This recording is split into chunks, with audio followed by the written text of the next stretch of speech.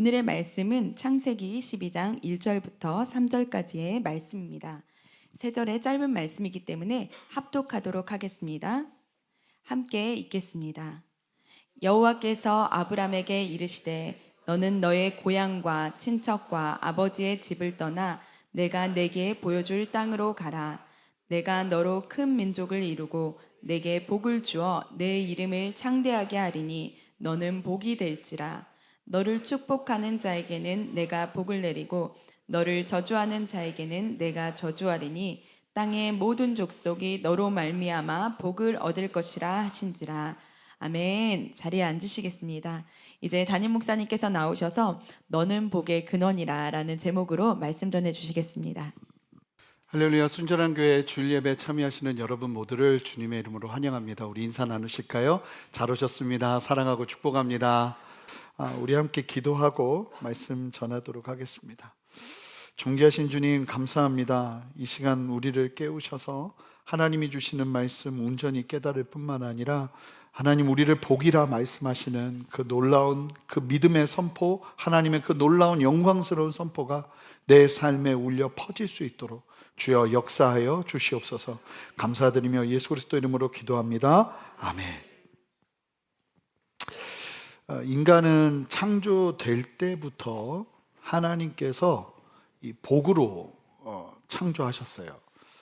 놀라운 순서를 좀 볼 텐데 창세기 1장 28절을 보시면 하나님이 그들에게 복을 주시며 복을 먼저 주셔. 아무것도 안 했는데 복을 먼저 주셨어요. 복을 주시며 하나님이 말씀하십니다. 사명을 주십니다. 자, 그들에게 이르시되 생육하고 번성하여 땅에 충만하라. 이게 첫 번째 사명이고, 두 번째 사명이 땅을 정복하라. 바다의 물고기와 하늘의 새와 움직이는 모든 생물을 정복하고 다스려라. 이 두 번째 하나님의 명령, 사명이 주어집니다. 그러니까 사명을 이룬 사람에게 복 주신 게 아니에요. 굉장히 중요한 사실이에요. 오늘 말씀을 계속 이렇게 흐르게 될 중요한 진리인데, 그냥 존재로 하나님은 먼저 복을 주시고 그 복 위에 하나님의 사명이 함께하게 되었다는 거예요. 자, 왜 복을 주셨는가?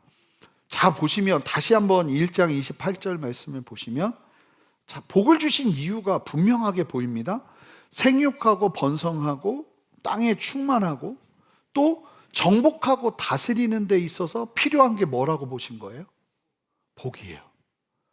그러니까 사명은 복이 없이는 불가능하다는 거예요. 그러니까 우리가 아는 그 새의 복자 그 복 말고 하나님이 우리에게 주시는 복이, 그리고 이제 더 놀라운 거 그냥 우리에게 먼저 그냥 주시는 그 복이라는 실제가 내 안에 온전하게 세워질 때 비로소 다스림의 영역, 번성의 영역이 올바로 기능작용을 한다는 겁니다. 그래서 사람을 만들어 놓고 내가 이 사람을 제대로 사용해야겠는데 하니까 하나님이 먼저 하신 게 뭐라고요? 복을 주셨다는 거예요. 하나님께서 복되게 하시자 번성과 다스림이 함께 했다는 거죠. 이게 순서예요. 하나님의 복이 내 안에 회복되고 번성과 다스림의 영역 속에서 하나님의 그 놀라운 다스리심이 이 기름 부음으로 빛나기 시작하죠. 이 기름 부음이라는 게 참 신기한 거거든요. 그냥 나무예요. 하나님 뭐라고 그러시냐면 출애굽기에 그냥 나무를 조각해서 뭘 만듭니다. 근데 이걸 하나님 앞에 쓰려고 그래요. 그랬더니 하나님이 기름을 부으래요. 그럼 기름을 부으면 그 나무가 그때부터는 하나님을 위해 쓰임받는 나무가 돼요. 똑같은 나무인데 마치 이 복은 기름 부음 같은 거예요. 복이 임해야 내가, 그러니까 세상에서 여러분들이 사업을 하고 세상에서 여러분들이 직장 생활을 하고 공부를 하고 여러분들의 자리에서 무언가를 할 때 정말 먼저 있어야 되는 게 무엇이겠어요? 복인 거예요. 만약에 그것이 제대로 되어 있지 않다, 이 복이 충만하게 내 안에 임하지 않고 있다, 그런 상태에서 세상의 일들을 감당하다 보면 한계를 맞을 수밖에 없다는 거죠. 근데 안타깝게도 창세기 3장에서 인류가 선악과를 먹게 되면서 세 가지의 원인으로 인해 복이 상실됩니다. 하나님을 신뢰하지 않는 선택을 했고, 하나님 없는 지혜, 뱀이 하나님같이 되어 네가 선악을 분별하게 될 거라고 하나님 없는 지혜를 갖고 싶어 했고, 스스로 복을 만들려는 시도를 했습니다. 내가 하나님이 될 거야. 복은 하나님이 나에게 부어주시는 은혜인데, 이거를 내가 이 근원을 없애버리고 내가 복을 쟁취하려 한 거죠. 뱀은 선악과를 먹으면서 네가 복을 누리게 될 거라고 사실은 그렇게 이야기한 거예요. 자, 이 구조가 지금 전 세계 모든 사람들의 상식 가운데, 생각 가운데 스며져 있는 구조예요. 복을 내가 쟁취하는 거죠. 내가 노력해서 잘 살고, 내가 노력해서 무언가를 해내고, 그렇게 해서 남들이 부러워하는 인생을 살고, 이렇게 이야기하게 되는 구조의 시작은 사실은 뱀에서부터 온 거예요. 선악과를 먹어야 네가 눈이 밝아지고 하나님과 같이 될 거라고 뭔가를 해야. 이 복에 관해서 너무나 중요한 사실을 왜곡시켜 버린 거예요. 저는 이 정체성 시리즈, 여러분 궁금하실 거예요. 이거 갖고 어떻게 30주를 하나. 근데 다 보면 이 정체성과 굉장히 연관이 많이 돼 있어요. 모든 영역이. 그래서 성경에 나오는 여러 사건들이 이 정체성과 연결이 됩니다. 특별히 제대로 된 정체성을 누리려면 우리가 반드시 복된 존재가 돼야 됩니다. 아멘이에요. 그래서 이 복을 어떻게 우리가 그러면 회복하고 누리게 될 것인가, 이런 부분들을 좀 함께 보면서 은혜를 누리려고 하는데, 놀랍게도 이 상실된 복의 이야기가 나오질 않아요. 노아 방주 때도 나오질 않고, 계속 가다가 창세기 12장에 다시 복이 등장해요. 복에 관한 이야기가. 바벨탑 이후에, 바벨탑 사건도 굉장히 중요한 사건이거든요. 언젠간 제가 창세기 강해를 할 날이 올 거예요. 그러면 나누게 될 텐데, 이 바벨탑 사건도 굉장히 상징적이고 중요한 사건이에요. 이때 사람들이 자기 이름을 높이려 해요. 자기의 영광을 구하려 합니다. 하나님과 같이 되려고 합니다. 그 인류 한복판에서 하나님께서, 그렇게 무너지고 있는 인류 한복판에서 하나님께서 한 사람을 부르시고 선언하는 내용이 복이에요.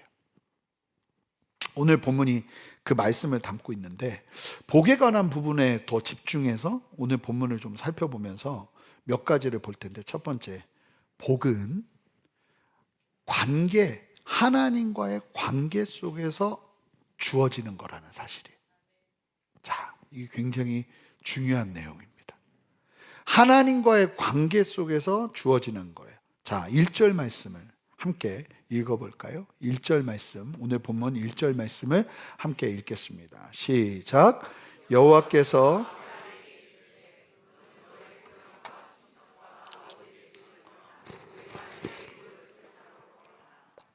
자, 복의 시작은 하나님이세요. 하나님이 언제나 시작하십니다.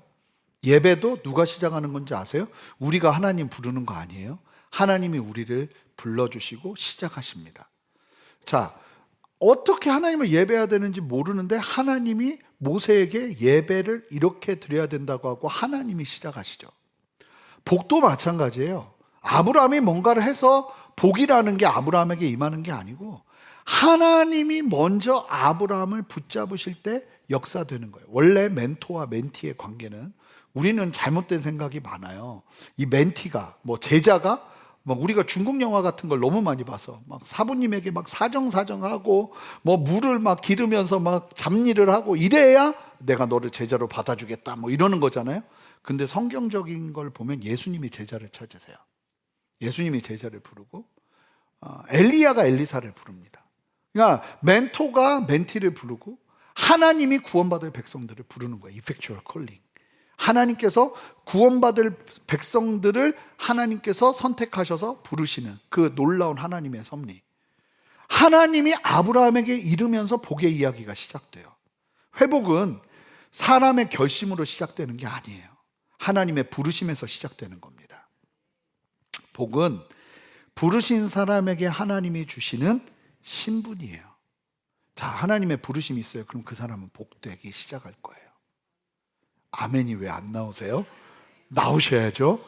하나님의 부르심이 있잖아요. 그러면 여러분들의 인생 속의 복은 시작되는 거예요.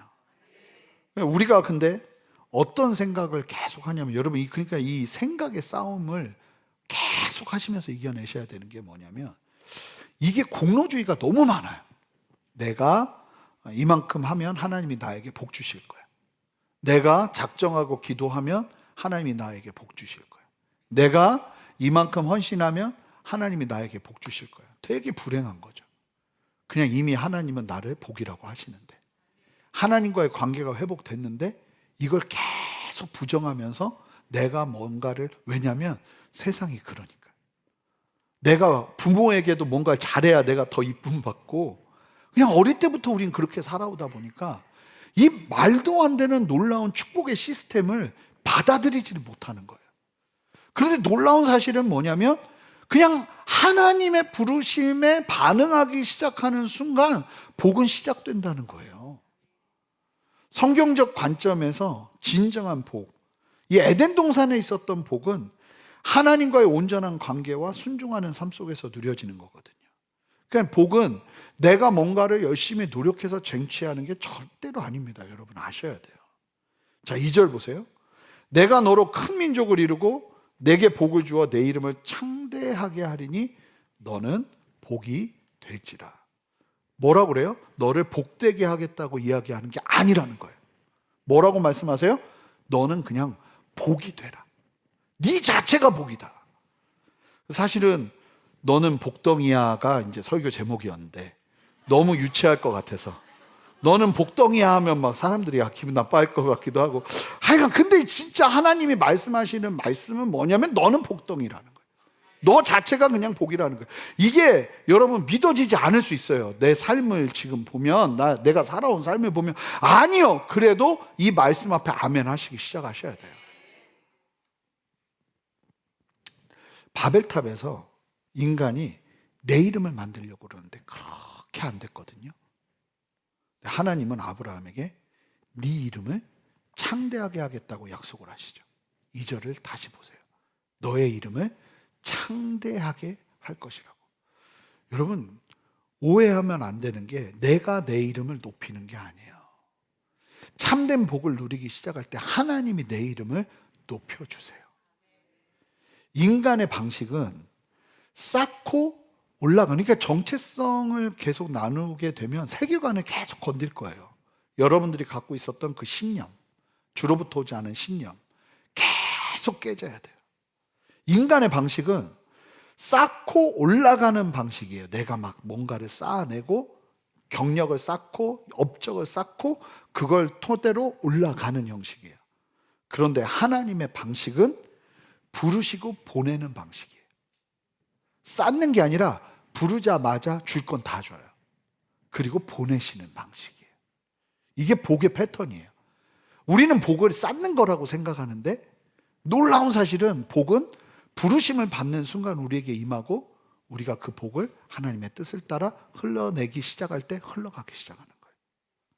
물론 우리가 해야 할 일에 있어서 no pain, no gain, 고통 없이 얻는 것 없는 그 처절한 세상 사람들과의 경쟁과 싸움이 있어야겠죠. 실력이 있어야 돼요.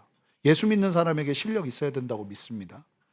여러분 하나님만 의지하다가 실력 없는, 저는 정말 위험하다고 생각하는데, 이 젊은이들이 많은 교회들의 특징 중에 하나가 젊은이들의 전문성을 지워요. 교회 일하라고, 교회 헌신하라고. 전 그걸 원하지 않아요. 세상에서 더 빛나셔야 돼요. 세상에서 더 전문적이셔야 되고, 공부 더 열심히 하고 더 열심히 일하셔야 돼요. 그러니까 우리는 더 피곤해요. 남들 하는 것보다 더 열심히 하면서 기도도 하고 예배도 하고 말씀도 봐야 되니까요. 남들 잘 때 주일에 8시 반부터 와서 예배해야 되니까요. 근데 노페인 노게인은 우리에게도 적용돼요. 오해하시면 안 돼요. 내가 복이니까 나는 아무것도 안 해도 다 복되겠지. 그러면 우린 굶어 죽어요. 최선을 다해서. 여러분 보세요. 기독교의 복음이 흘러갔던 나라들마다 얼마나 열심히 살았는지, 얼마나 열심히 만들어내고 얼마나 열심히 새로운 일들을 감당했는지. 그런데 이게 없으면 안 된다는 거예요. 하나님의 복주심, 복되게 하심, 복덩이로서의 회복이 없이 노페인, 노게인으로만 가면 문제가 생기는 거죠.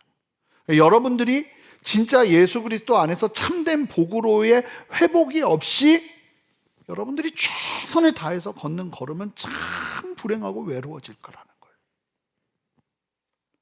순서가 너무 중요하다는 거죠.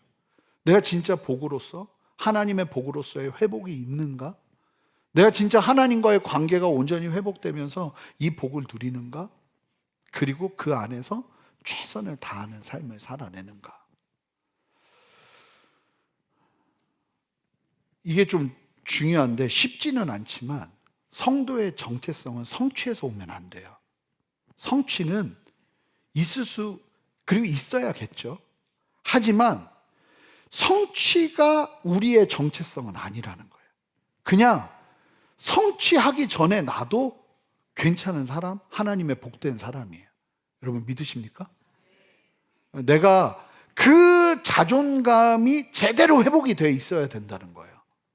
그러고서 성취를 할 때 건강해져요. 근데 이 복의 참된 의미를 모르고 성취로 나의 정체성을 찾으려 하면 계속 불행해져요. 예수를 믿어도. 뭔가를 만들어내고 열심히 살았고 내 업적이 있음에도 불구하고 외롭고 약 없으면 잠 못 자겠고 이런 삶을 사는 거죠. 내가 기도했으니 복 주시겠지, 헌신했으니 복 주시겠지가 아니라는 거예요. 그저 구원받은 하나님의 백성이라면 그 믿음이 들어가서 하나님의 형상이 더 아름답게 회복되는 것만으로도 나는 충분히 복된 사람이에요. 여러분 이게 진짜 아멘이 돼서 그냥 나는 지금도 복된 사람이다 하는 게 진짜 제대로 믿어질 때 여러분들의 그 최선을 다하는 자리가 건강하게 빛날 거예요. 내 직장 상사가 나를 인정해 주지 않아도, 심지어는 가족들이 나를 무시하는 것 같아도, 내가 복이라는 사실이 정말 제대로 쌓이면 이 나의 정체성의 회복 안에서 많은 영역들을 살릴 수 있어요. 여러분. 이게 달라요. 사람이 다릅니다. 저는 만나보면 그래요. 너무 귀하신데 중심에 복됨이 없어요. 계속 타이틀과 뭐가 이 나로 채워져 있죠. 근데 되게 보면은 가슴이 아픈 경우가 너무 많은데 이게 예수 믿는 안에서 너무 많이 일어난다는 거예요. 제가 설교를 열심히 하면 복이 있는 게 아니라 제가 설교를 안 해도 저는 복이 있는 사람인 거예요. 아멘하기 싫으세요?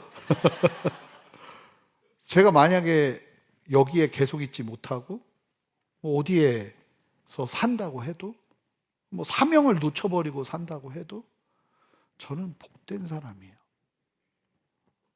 그러니까 내가 지금 순전한 교회를 이렇게 하고 있기 때문에 복된 사람이면 전 굉장히 불행해지고 저 은퇴하면 우울증 걸릴 겁니다. 목회자들도 그런 분들 많으세요. 저의 정체성은 그냥 제가 복된 사람이지, 그럴 때 모두가 행복해지는 거예요. 내 주변에 있는 사람들도. 여러분, 복이 임하잖아요. 그러면 이 복은 반드시, 이 복이 우리에게 이게 믿음과 같아요. 자, 이게 굉장히 복잡한 설명인데, 너는 복덩이야 하고 주님이 선포하시면 믿음의 씨앗이 선포되는 것처럼 우리 안에 임하는데 사실상 보면 뭐가 없어요. 근데 삶의 자리에서 그 놀라운 하나님의 영광스러운 선포가 내 안에서 실제가 되게 하는 길이 있어요. 그게 뭘까요? 두 번째, 여러분 복이 임하는 통로를 아셔야 돼요. 여러분 하나님을 만나고 복으로 부르심을 받아 인격적인 하나님과의 생명의 관계를 하게 되면 반드시 따라오는 게 뭐냐면 순종이에요. 순종은 복을 얻기 위한 행동이 아니라 복을 믿는 행동이에요. 그래서 복이 임하잖아요. 그러면 주님의 그 복의 선포가 임하잖아요. 그럼 그 사람이 하나님의 말씀이 정말 생뚱맞아도 순종하기 시작해요. 하나님은 복으로 부르시면서 뭐라고 그러셨냐면, 자, 복으로 부르셨단 말이에요. 근데 부르시고 나서 너 아무것도 안 해도 돼 그러시는 게 아니라 하나님의 뜻을 아브라함에게 전하기 시작하세요. 너는 너의 고향과 친척과 아비의 집을 떠나 내가 너에게 보여줄 땅으로 가라. 히브리서 11장에서는 8절에서 아브라함은 이렇게 설명해요. 보시겠어요? 믿음으로 아브라함은 부르심을 받았을 때 순종하여 장래의 유업으로 받을 땅에 나아갈새 어떻게 갔대요? 갈 바를 알지 못하고 나갔다. 아무것도 모르는데 복의 선포가 임해요. 그리고서 하나님의 말씀이 임하기 시작하는데 복덩이가 된 증거가 뭐냐면 말도 안 되는 하나님의 말씀에 순종하기 시작해요. 4절. 오늘 본문 다음에 있는 12장 4절을 보시면 이에 하나님이 말씀하시는 이 말도 안 되는 말씀에 뭐가 나오냐면 이해가 나와요. 아브라함이 여호와의 말씀을 따라갔고 어찌 됐던 부족하던 뭐하던 하나님의 말씀대로 순종하기 시작하는 거죠. 복을 누리는 길이 너무나 분명하다는 거예요. 그 믿음의 씨앗 같은 복의 선포가 내 안에서 실제가 돼서 나타나려면 반드시 뭐가 있어야 되냐면 순종이 있어야 된다는 거예요. 그럴 때 그 순종의 걸음 속에서 이 복의 열매가 내 안에서 확 드러나기 시작하는 거죠. 그럼 만약에 예수를 믿는데 내가 순종을 안 해요. 그러면 이 복을 못 누리는 거죠. 아멘도 하고 눈물도 흘리고 기도도 하고 하는데 정작 삶의 자리에서 하나님의 말씀, 특히 어떤 말씀이요? 밑도 끝도 없는 말씀. 그 말씀에 순종을 하질 않아요, 일평생. 그러면 어떤 일이 벌어지냐면 복이 실제로 내 삶에서 누려지는 게 제한적일 수밖에 없는, 그냥 내가 걷는 만큼 걷고 내가 누리는 만큼 누리고 내 힘으로 할 만큼 하면서 사는 그런 안타까운 걸음에 머물 수밖에 없다는 거죠. 복을 누리는 길은 너무나 분명해요. 순종이에요. 그리고 이 부분에서 우리가 기억해야 될 게 하나님이요, 복 주시려고 하니까 어떻게 하셨냐면 떠남을 요구하셨다는 거예요. 너는 고향과 친척과 아비 집을 떠나라고. 여러분, 하나님이 우리를 복 주시기 위해서 무엇을 하시는가? 우리를 떠나게 하실 수 있다는 거예요. 왜요? 여러분의 안정감이 되었던 세상의 어떠함에서 하나님은 하나님만 의지하며 걷는 걸음으로 인도하시려고. 내가 하나님 의지하지 않아도 걸을 수 있는 자리를, 왜냐하면 복된 삶을 살려면 하나님만 의지해야 돼요. 근데 그 삶이 준비가 안 됐거든요. 그러니까 하나님이 진짜 복을 누리게 하려고 이 사람을 훈련시키기 시작하는 거죠. 지금 여러분, 어쩌면 여러분 지금 여러분들이 겪는 어려움이요, 복이 되어가는 과정일 수 있어요. 저는 태어나서 대전을 떠나본 적이 없던 사람이에요. 저는 서울을 잠시 방문해도 야, 이게 너무 복잡하고 여기서 사는 사람들 너무 불행하다. 나는 내 고향 대전이 최고요. 이러면서 다시 대전에 가면 그 대전의 공기를 마시면서 여기가 내 집이요 하면서 살았던 사람이. 근데 하나님께서 그런 저를 이리저리 옮기게 하시더라고요. 갈 바를 알지 못하고 타국으로 향하는 아브라함의 심정을 조금은 저는 이해해요. 의지할 사람도 없게 하시더니 확신하는 것이 뭐 딴 게 아니라 그냥 뭐 상황과 환경도 하나님 아니면 의지할 수밖에 없는 상황으로 만드셨는데, 돌아보니까 하나님이 그 시간을 통해서 너무나 귀하게 나를 복되게 하셨다는 거예요. 그 복이 실제로 내 삶에 누려지는 은혜를 누리게 하셨다는 거예요. 저는 결혼도 반드시 부모와 분리돼야 된다고 생각해요. 경제적인 분리, 재정적인 것뿐만 아니라 삶의 영역에서도 할 수만 있다면, 여러분들의 삶이요, 하나님만 의지할 수밖에 없는 절대적인 하나님만 붙잡는 상황을 만든다면 그 자리가 여러분들을 복되게 할 거예요. 아멘이 안 나오겠죠? 여긴 강남입니다. 쉽지 않은 얘기예요. 그런데 무엇이 우리를 복되게 하는가? 정말 하나님만 바라보게 하는 게, 그리고 제가 말하는 게 부모 만나지 말라는 게 아니지 않습니까? 내가 의지할 구석을 계속 마련해 놓고 나가면 여러분들의 복을 제한적으로 누릴 수밖에 없어요. 진짜 하나님의 살아계심, 저는 하나님의 살아계심을 믿어요. 너무 많이 경험해요. 근데 하나님이요, 돈까지 다루시더라고요, 저를. 그러니까 제가 부끄러운 얘기지만 신학을 하고 간사 생활을 할 때도 믿는 구석이 있었어요. 우리 어머니 아버지 돈, 내 유학 가도 집 하나는 사줄 수 있겠다, 내가 공부할 때 차도 사줄 수 있겠다. 그 하나님이 탈탈 털어 다 가져가시더라고요. 탈탈 털어. 그때 제가 정말 세상이 끝나는 줄 알았어요. 너무 무섭더라고요. 그 아버지가 아픈 것보다 더 걱정된 게 내 미래였어요. 아들도 그래요. 자식들이 다 그럽니다. 너무 무서우니까 이제 나는 어떡하지? 하는 생각이 전도사가 막 오는 거예요. 그런데 하나님만 의지하는 자리로 가기 시작하니까 뭐가 확실하게 경험이 되냐면, 하나님이 살아계신다는 게 경험이 되고 나는 죽지 않을 수 있다는 게 경험이 되고, 그러면서 담대함이 일어나고 하나님이 또 다른 말씀을 하셔도 그 말씀을 따라 순종할 수 있는 힘이 생기더라고요. 제 장담할 수 있는 게 뭔지 아세요? 우리 집이 그렇게 어려워지지 않았다면 절대로 지금의 저는 없었을 거예요. 정말이에요. 하나님만 의지하는 상황이 생기니까 사람이 하나님만 의지하면서 복을 누려요. 내 복을, 죄송해요, 저희 어머니 아버지가 가려주고 있었던 거예요.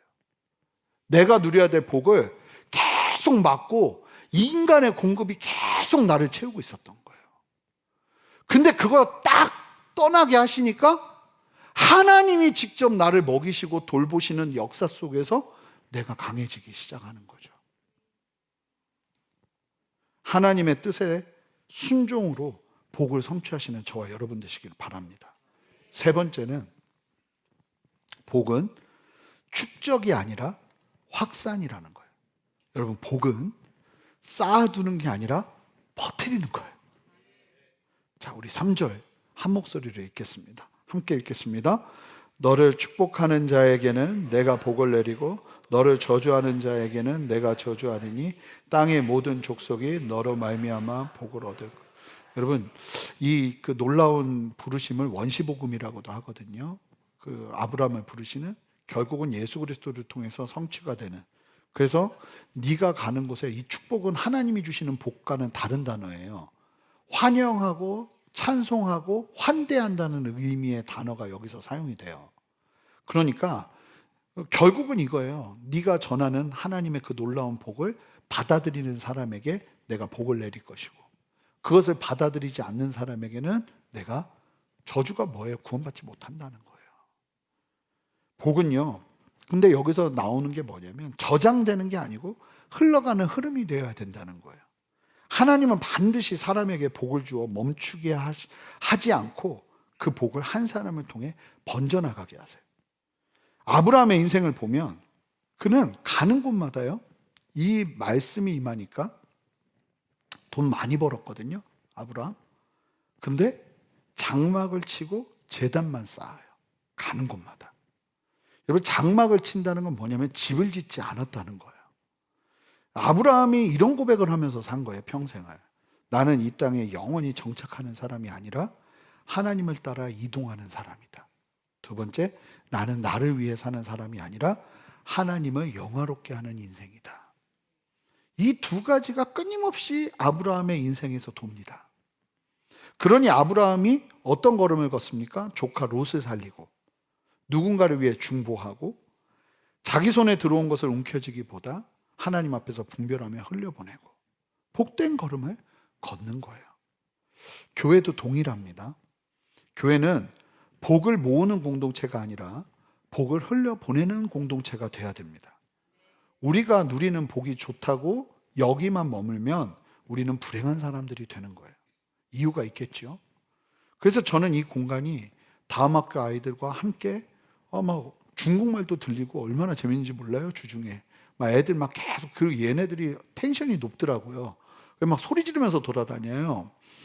쉬는 시간 되면 또 공부할 때 되면 공부하고, 또 여기 바로 옆에가 공원이잖아요. 체육 시간은 다 거기 가서 체육하고 너무 재밌어요. 근데 이 공간이 그렇게 함께하는 것도 너무 좋아요. 이렇게 계속 흘러가야 되는 거예요.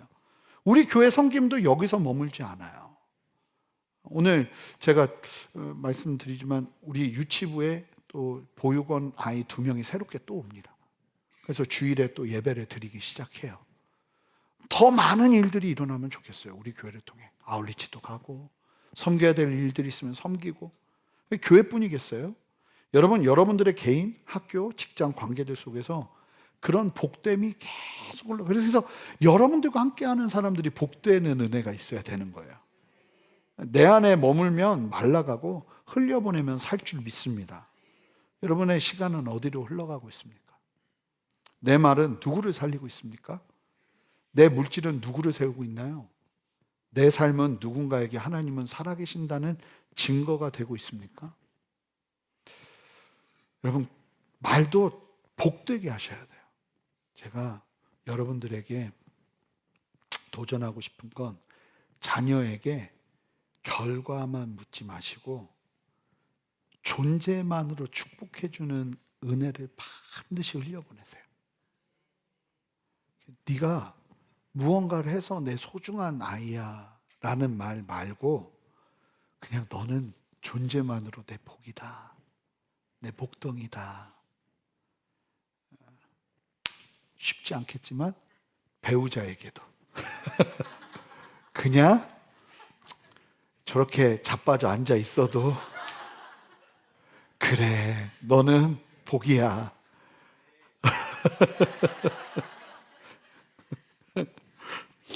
아유, 복이야 하면서 여러분, 우리가 그렇게 흘려보내야 되는 거예요. 말로도. 그냥 여러분, 자녀들이 여러분 경쟁하게 하면 안 돼요. 사랑을 받기 위해서. 그냥 그게 얼마나 자녀들을 건강하게 하는지 아세요? 네가 뭘 해서 내가 너 자랑스럽다가 아니라 그 얘기를 계속 들려줘야 되는 거예요. 너는 존재만으로 복이야. 하나님의 사랑이고 내 자랑이야. 고백해주는 은혜 안에서 이 복이 흘러가는 거예요. 복이 흘러가는 거예요. 우리는 반드시 복을 흘려보내는 사람이 되어야 될 줄 믿습니다. 네 번째, 여러분, 복은요, 삶의 모든 영역을 새롭게 합니다. 자, 보세요. 하나님은 아브라함을 복으로 부르시면서 그의 삶 전부를 새로 짜세요. 자, 너는 복이야 라고 말씀하시면서 보시면 관계 다 새로 짜세요. 친척 아비집을 떠나게 하시죠. 장소 새롭게 하세요. 미래도 아브라함은 꿈도 못 꾸던, 우리는 70이 됐는데도 자녀가 없었단 말입니다. 미래를 꿈꾸게 하세요. 여러분, 하나님의 역사는, 하나님의 복은 우리로 하여금 비전과 꿈을 갖게 하는 줄 믿습니다. 그리고 정체성, 너의 이름을 창대하게 할 것이다. 사명을 주시죠. 열방의 복이 되어야 된다. 그러니까 하나님이 주시는 복은 부분 치료가 아니라 삶의 재구성이라는 거예요. 하나님과 동행하는 삶의 구조 속에서 삶 전체가 새롭게 되어지는 거죠. 여기서 중요한 사실이 있어요. 아브라함도 넘어졌다는 거예요. 그 과정에서.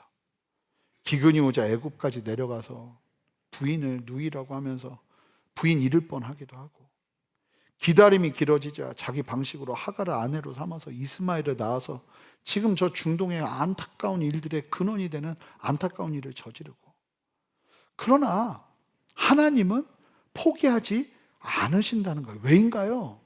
여러분, 복의 근거가 아브라함의 완벽함이 아니기 때문이에요. 하나님의 언약과 부르심이 아브라함에게 임했고, 아브라함은 부족하지만 그 말씀대로 순종했고, 이걸로 끝이라는 거예요. 그 과정에서 넘어지고 좌절하고 실망하고 이상한 짓을 해도 하나님이 계속 붙잡으면서, 하나님이 붙잡은 사람은 포기하지 않으세요. 이거 성도의 견인이라고 합니다. 성도를 하나님이 부르시면 절대로 놓지 않으세요. 이스라엘을 놓으시던가요? 하나님이? 안 놓으세요. 요한계시록에 보면 내가 다시 이스라엘 백성들 내가 구원해낼 거라고 이야기하시잖아요. 우리가 복이 되는 근거는 완벽하기 때문이 아니에요. 우리에게 딱 필요한 거는 그냥 순종이에요. 그러다 보면 부족하고 연약한 사람이 점점 복이 되어 가는 거예요. 성화죠. 하나님의 언약과 부르심, 그리고 그 뜻에 따라 순종하는 순종이 있기에 아브라함이 복을 이루어가요. 말씀대로 순종하면서 말입니다. 우리가 예수 그리스도를 믿는 믿음의 순종, 그게 아무것도 아닌 것 같아도 그 믿음 때문에 우리가 그렇게 하나님을 배신하고 넘어지고 쓰러져도 하나님이 우리를 붙드시는 거예요. 왜요? 우리 안에 복이 심어졌으니까. 하나님은 계속해서 아브라함을 순종의 사람으로 부르십니다. 그러면서 아브라함의 삶의 전 영역이 새로워집니다. 하나님은 복을 주시며 우리를 편한 사람으로 부르시는 것이 아니라 거룩한 사람으로 바꾸세요. 여러분, 복은 내가 원하는 게 이루어지는 게 아니라 하나님이 나를 통해 이루어 가시는 은혜의 열매예요. 가정, 일, 관계, 시간, 물질 전부가, 여러분 그거 아셔야 돼요. 하나님이 나의 전부가 되시고 주인이 되시면 재배치돼요. 그래서 예수 믿으면 어떤 분들은 그게 빨리 와서 혼란스러운 분들이 있어요. 예수 믿으면 막 폭풍처럼 갑자기 후려치는 막 내침을 당하는 것 같은 어려움을 겪는 분들이 계세요. 어떤 분은 나중에라도. 근데 진짜 중요한 건 뭐냐면, 예수님을 제대로 믿으면 하나님이요, 우리의 인생의 구조를 새 판을 짜시더라고요. 그럼 반드시요. 그래서 그 새 판을 짜는 하나님의 손길을 두려워하지도 마세요. 무서워하지도 마세요. 믿음으로 아멘하고 담대하게 나아가세요. 그럴 때 하나님이 철저하게, 그러니까 이 어디까지 하나님이 아브라함을 끌고 가시냐면, 창세기 22장에 네 아들, 네 사랑하는 독자 이삭도 번제로 바쳐라. 아브라함이 묻지 않았겠어요? 하나님, 이삭 약속의 성취 아닙니까? 이삭이 복이 아닙니까? 이삭이 내 미래 아닌가요? 하나님이 그 명령을 통해서 물으시는 게 뭐였겠어요? 네가 붙잡는 복이 뭐냐? 이삭이냐? 복이 나지 이삭이냐? 하나님이 주신 선물이냐? 하나님이냐? 이 영역에서 아브라함은 분명한 대답을 해요. 하나님이 나의 복이십니다. 머리로 이해되지 않아도 순종하는 데까지 갑니다. 참 기가 막힌데요. 아담과 하와가 왜 무너졌죠? 말씀대로 순종하는 걸 놓치고 자유의지와 이성을 자기의 뜻대로 사용하기 시작하면서 선악과를 먹으면서 무너졌죠. 복이 상실됐어요. 그러나 회복은 그 반대예요. 절대로 믿어지고 지지도 않고 이해도 되지 않아도 하나님의 말씀이면 내 지혜와 명철을 내려놓고 순종하는 순종을 통해서 하나님이 진정한 에덴 동산의 복을 회복시키시더라고요. 참 놀랍죠. 잠언 말씀 보니까 화요일에 이 말씀 나누는데 저는 계속 묵상되는 거예요. 3장 5절 보세요. 너는 마음을 다하여 여호와를 신뢰하고 네 명철을 의지하지 말라. 너 머리 쓰지 말라는 거예요. 철저하게 하나님의 말씀이면 내 머리는 어디서 쓰는 거냐면 이 말씀을 어떻게 이루어내야 될까를 사용할 때 쓰는 거예요. 내가 하고 싶은 거 다 구상해가지고 하나님 의지합니다 도와주세요가 아니라 여호와를 신뢰하고 그분이 말씀하시는 게 무엇이라도 따라서 순종하라는 거예요. 그럴 때 하나님이 우리의 인생에 복됨을 허락하시는 거예요. 우리의 이성이 그렇게 사용돼야 되는 거거든요. 그러니까 아브라함이 이 창세기 22장에서 아들까지도 모리아산에 바치려 하는 그 믿음의 결단을 하자 하나님이 됐다. 그리고 더 구체적으로 자손과 미래에 관한 약속을 하시고 성취의 걸음을 걷게 하세요. 참 이게 놀라운 사실이죠. 말씀을 좀 정리해 볼게요. 복이 내 삶에서 실제가 되려면 이 믿음의 놀라운 선포가 믿음은 바라는 것들의 실상이요 보지 못하는 것들의 증거라고 말씀하셨는데 이 실상과 증거를 내 삶에서 보려면 반드시 순종해야 된다는 거예요. 우르를 떠나는 한 걸음, 하란을 지나가는 한 걸음, 가나안을 향하는 한 걸음. 그리고 언젠가 하나님이 내가 그렇게 의지하던 그 마지막 잎새와 같던 이삭을 요구하실 때 순종할 수 있는 한 걸음. 그 걸음을 걸어낼 때 어떤 일이 벌어집니까? 여러분, 하나님의 대전제를 잊으시면 안 된다니까요. 하나님은 좋으신 하나님이세요. 하나님은 선하신 하나님이세요. 그 하나님을 신뢰하는 믿음 안에서 여러 가지를 바라볼 때 우리가 건강하게 하나님의 말씀을 해석할 수 있어요. 하나님이 선하신데 이렇게 말씀하실 때는 이유가 있겠지. 아니, 하나님 이런 분이야? 말도 안 돼. 이게 아니라 하나님의 선하심이 내 대전제 아래 들어가면 어떤 말씀을 봐도 그 안에서 하나님이 이해되어지고 믿음으로 바라보게 되는 은혜. 여러분, 여러분이 복이라는, 너는 나의 복이라 하는 사실이 이게 전인격으로 막 전달돼야 돼요. 진짜 너는 복된 사람이야. 나 아닌 것 같은데요. 내 인생을 보면 지금 무너진 게 너무나 많은데요. 아니요. 그냥 여러분들이 하나님의 부르심 앞에 서는 이 예배의 자리만 있다 해도 여러분들은 복이에요. 그리고 여러분들의 자리에서 하나님의 뜻을 따라 순종하는 걸음을 반드시 걸어내시기 바라요. 그게 뭐라도. 나의 과거의 연약함과 무너짐과 깨어짐을 십자가에 못 박고 하나님은 여러분들을 복으로 회복시키기를 원하세요. 그러니까 이렇게 좀 도전하고 싶은 건 여러분 스스로에게 나는 복된 사람이란 메시지를 계속 울리게 해주세요. 나는 복된 사람이다. 나는 복된 사람이다. 나는 하나님의 복이다. 여러분, 그게 믿어지지 않을 때 믿음은 들음에서 나는 거거든요. 내가 나에게 선포하셔야 돼. 나는 복된 사람이다. 그렇게 계속 주님 앞에서 여러분들의 그 복으로서의 정체성을 회복하시고 복된다면 이 복은 반드시 하나님 앞에 순종하며 나갈 때 실제가 되는 거예요. 그럼 내가 순종해야 될 게 뭘까? 하나님 오늘도 내가 주님 안에서 걸어야 될 순종의 걸음은 무엇입니까? 보게 하시고 알게 해주시고. 제가 예전에는 막 이런 것들을 막 훈련할 때 별의별 걸 다 물었어요. 저 사람에게 찾아가야 될지 막 떠오르면 그냥 찾아가서 이야기도 하고. 근데 계속 그런 시간들을 갖다 보니까 하나님이 점점 내 삶을 정리시켜 가시더라고요. 여러분, 순종하셔야 돼요.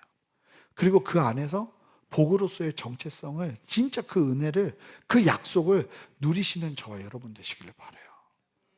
함께 기도하겠습니다. 하나님, 아버지의 부르심을 따라 믿음으로 담대하게 우리 모두가 서기를 원합니다.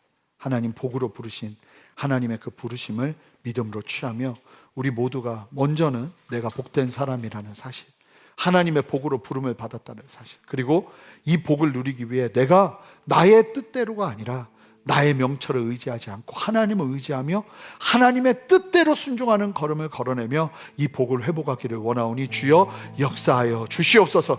아버지, 그렇게 선포하며 나아가는 은혜를 허락하여 주시옵소서. 감사드리며 예수 그리스도 이름으로 기도합니다. 아멘. 우리 다 같이 일어서시겠습니다. 우리 함께 하나님의 부르심 그리고 표대를 향하여 찬양하며 나가겠습니다. 하나님의 부르심에는 후회하심이 없네. 내가 이 자리에서 여러분, 주님이 여러분을 부르셨다면 이미 여러분들은 복이에요. 하나님의 부르심에는 결코 실수가 없네. 나를 부르신 하나님의 신실하심을 믿네. 날 부르신 뜻 내 생각보다 크고 날 향한 계획 나의 지혜로 측량 못하나 가장 좋은 길로 가장 완전한 길로 오늘도 날 이끄신 믿네. 작은 나를 부르신 하나님의 뜻을 작은 나를 부르신 뜻을 나는 알 수 없지만 오직 감사와 순종으로 주의 길을 가리라. 때론 내가 연약해져도 주님 날 도우시니 주의 놀라운 그 계획을 나는 믿으며 살리. 고백합니다. 날 부르신 뜻 내 생각보다 크고 날 향한 계획 나의 지혜로 측량 못하나 가장 좋은 길로 가장 완전한 길로 오늘도 날 이끄신 날 부르신 뜻 함께 선포합니다.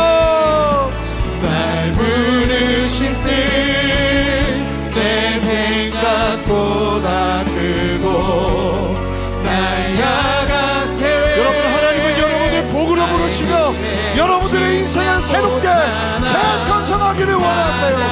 주님 앞에 담대하게 여러분들의 삶을 드리며 나아가시기 바라요. 아멘. 오늘도 날 우리 함께 두 손을 높이 들고 선포합시다. 표대를 향하여 표대를 향하여 그리스도 예수 안에서 구름의 상을 위하여 달려가노라. 이전에 있는 것은 모두 잊어버리고 앞에 계신 그리스도께로 달려가노라. 함께 표대를 향하여 그리스도 예수 안에서 구름의 상을 위하여 달려가노라. 이전에 있는 것은 모두 잊어버리고 앞에 계신 그리스도께로 달려가. 한 번 더 고백합니다. 표대를 향하여 그리스도 예수 안에서 구름의 상을 위하여 달려가노라. 이전에 있는 것은 모두 잊어버리고 앞에 계신 그리스도께로 달려가노라. 한 번 더 고백합시다. 표대를 향하여 그리스도 예수 안에서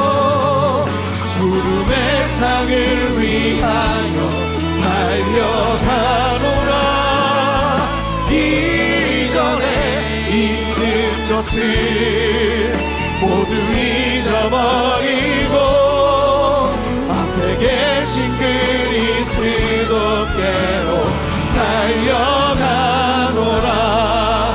여러분, 하나님 앞에 두 손을 들고 선포하세요. 하나님, 나는 주님 안에 복입니다.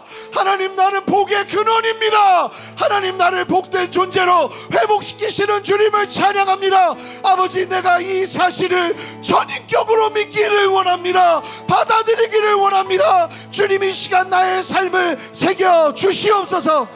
여러분, 무엇을 했기 때문에 복이 아니에요. 무언가 이뤘기 때문에 복이 아니에요. 주님 앞에 서 있는 것만으로 주님은 복이라 말씀하세요. 여기서부터 시작하는 은혜를 누리기를 원합니다. 주님, 내가 복됨을 다시 한번 기억하며 주님 앞에 담대히 서기를 원합니다. 함께 주님의 이름 한번 부르며 나는 복이라, 나는 복의 근원이라 선포하며 나갑시다. 주여, 하나님, 우리를 복으로 부르시는 주님을 찬양합니다. 하나님, 우리 안에 역사하시는 주님, 아버지, 다시 한번 복으로서 우리 모두에게 허락하여 주시옵소서. 참된 복으로서의 참된 정체성과 하나님, 내가 어떠한 삶을 살았는지 그것과 상관없이 나를 있는 모습 그대로 복으로 세우시는 주님의 놀라운 역사를 온전히 누리기를 원하오니 하나님, 역사하여 주셔서 복됨을 회복하게 하여 주시옵소서. 복됨을 누리게 하여 주시옵소서. 하나님,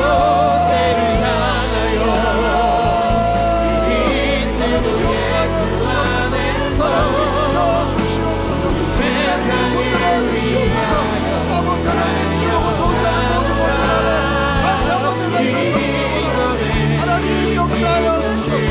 하나님, 붙들어 주시옵소서. 계신 그리스도께 달려가노라. 여러분, 과거는 괜찮아요. 하나님이 언제 아브라함을 복이라고 부르셨는지 아세요? 놀라운 사실은 신약 성경을 보면 데라는 우상을 섬겼던, 아브라함도 우상을 섬기며 살았던 사람이 70에 하나님이 그를 복으로 부르십니다. 그러자 그의 인생이 하나님의 말씀 앞에 순종하면서 회복되는 거예요. 특별히 기도할 텐데, 여러분, 실패, 좌절, 절망, 나는 할 수 없다고 생각하는 그 모든 상황에서 내가 일어날 수 있는 이유는 하나님이 나를 복되다 하시기 때문이에요. 그 진리 안에서 하나님, 내가 다시 일어서기를 원합니다. 주여, 역사하여 주셔서 순종으로 복을 누리는 은혜를 허락하여 주시옵소서. 여러분들의 인생에 어떤 순종이 있습니까? 주여, 내 뜻이 아니라, 내 명철이 아니라 하나님을 의지하며 걷는 걸음 속에 순종하는 가운데 이 참된 복의 회복을 누리기를 원하오니 주여, 역사하여 주시옵소서. 끝이 아닙니다. 과정입니다. 선포하세요. 나의 인생은 끝이 아닙니다. 과정입니다. 나는 복될 것입니다. 하나님, 역사하여 주시옵소서. 이 영적 전쟁에서 승리하시길 바라요. 주님이 여러분들을 일으키기를 원하십니다. 함께 믿음의 두 손을 높이 들고 다시 한번 주님의 이름 한번 부르며 기도합니다. 주여, 주님, 역사하여 주시옵소서. 주님, 뒤돌아보지 않게, 아버지, 좌절하지 않게, 낙심하지 않게 하여 주시옵소서. 하나님이 주시는 말씀 바라보며 믿음으로 담대하게 일어서시는 은혜를 허락하여 주십시오. 하나님 앞에 믿음으로 아버지 주님을 의지하며 하나님 붙잡으며 나아가는 은혜를 허락하여 주시옵소서. 하나님이 너는 복되다 말씀하시는 그 진리 안에 믿음으로 담대히 서는 은혜를 허락하여 주시옵소서. 생일을 행하시는 주님을 찬양합니다. 할렐루야. 주님, 역사하시옵소서. 주님, 인도하여 주시옵소서. 주님, 붙들어 주시옵소서. 주님, 바라보게 하시고 하나님 의지하게 하옵소서.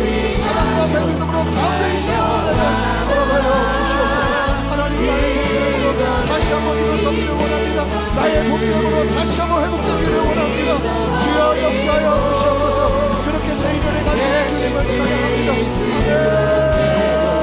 아멘. 우리 마지막으로 기도할 때 우리 순전한 교회가 복을 쌓아놓는 교회가 아니라 복을 흘려보내는 교회가 되기를 원합니다.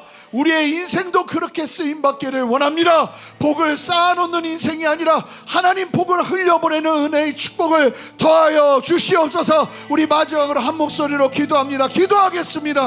하나님, 우리를 사용하시는 주님을 찬양합니다. 하나님이 역사하시고 인도하여 주셔서 아버지 하나님 안에 주님을 사랑하며 주님의 뜻 가운데 아버지 하나님 정말 흘려보내는 존재로 살아오는 허락하여 주시옵소서.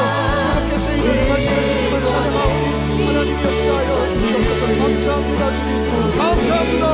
감사합니다. 역사하시는 주님을 찬양합니다. 아멘. 우리 함께 고백합시다. 표대를 향하여, 표대를 향하여 그리스도 예수 안에서 구원의 상을 위하여 달려가노라. 이전에 있는 것은 모두 잊어버리고 앞에 계신 그리스도께로 달려가. 한 번 더 함께 고백합시다. 표대를 향하여 그리스도 예수 안에서 세상을 위하여 달려가노라. 이전에 있는 것을 모두 잊어버리고 함께 계신 그리스도께로 달려가노라.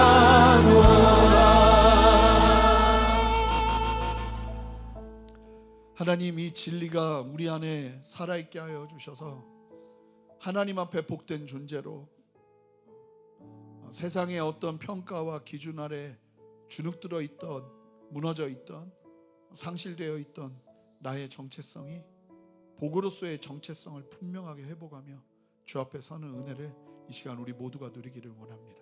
주여, 우리 안에 생명으로 역사하셔서 내 있는 모습 그대로 나를 사랑하시는 그 주님의 놀라운 은혜 아래 이 복의 정체성을 회복하며 세상을 향해 전심으로 달려갈 수 있는 은혜를 우리 모두에게 허락하여 주시옵소서.